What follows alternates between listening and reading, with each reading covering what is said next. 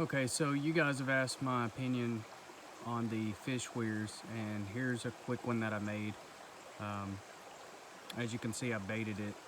Normally, you would not have to bait these. You just set them up and give it time. And the premise of it is fish come in through this small opening, and then they get stuck in here, swimming around here. They go along the edges, and they can't get out. Now, this is not an actual one. I just made this one really quick. It's not big enough. So the fish right now, they should be able to, in theory, they should be able to come in and still find their way back out because the edges aren't big enough. You want these to be as big as you can make them. You can see this little area that I'm in right now. If I was serious about catching some of these fish right here, I would make this as big as I possibly could. If I could take up the whole entire thing, I would. And then what you would do to, you ask, all right, well, how do you get the fish? You would make a very, very large one, and then a medium one, and then a small one, and they'll go in the large one, get stuck in the large one. Eventually they'll go in the medium one, and eventually they'll go in the small one, and you pull them out. This little creek that we're at, if I wanted to catch these fish, if I put one all the way across here, they pretty much have no chance of escaping me.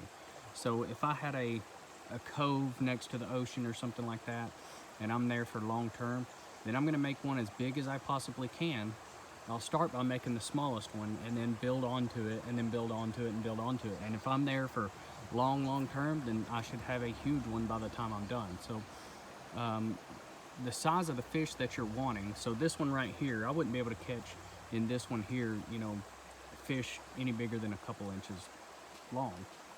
If I wanted to catch, say, the trout or something like that, I'm gonna need it to be as wide as I am tall and twice as long.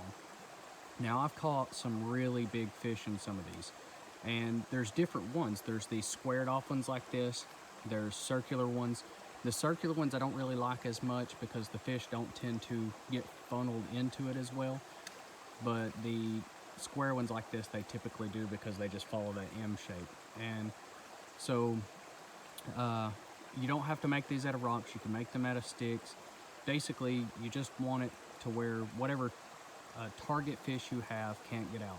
So if you make it out of sticks, then however big the fish is, you don't want it to be able to get out of that size. And that's about the only thing you got to think about when it comes to these. So the bigger, the better, the more fish you're going to catch, and the smaller, is how you get them out. Now you could do something like a fish toxin or something like that. I don't know if they would allow that on Ceylon or something like that, but as far as a survival situation goes, you do what you can. So around here we have mullein leaves. If I crushed up mullein leaves and put in it, then it would kill them.